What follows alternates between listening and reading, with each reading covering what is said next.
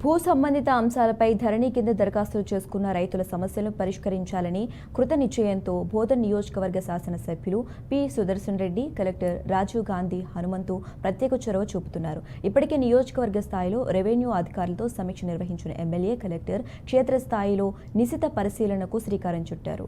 నవీపేట మండలం కేంద్రంలోని ఎంపీడీఓ కార్యాలయంలో ఆయా గ్రామాలకు చెందిన రైతులతో ఎమ్మెల్యే, కలెక్టర్ ముఖాముఖిన భేటీ అయ్యారు. ఒక్కో రైతు వారీగా సమస్యలను అడిగి తెలుసుకుని అందుకు గల కారణాల గురించి అధికారులకు ఆరా తీశారు.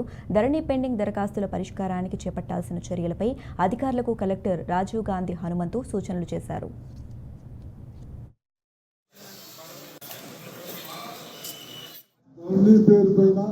కొన్ని పాస్ బుక్కులు రాక రైతులు ఇబ్బంది పడతా ఉంటే కాంగ్రెస్ ప్రభుత్వం వచ్చిన తర్వాత రాజు క్యాబినెట్ డిసిషన్ తీసుకొని మన డిస్టిక్లో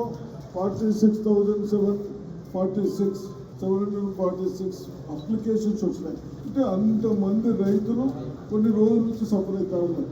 దాన్ని దృష్టిలో పెట్టుకొని మన డిస్టిక్ అధికారులు నియర్లీ 40,271 ఫైల్స్ క్లియర్ చేసిన జరిగింది. బ్యాలెన్స్ 6,675 ఫైల్స్ ఉన్నాయి.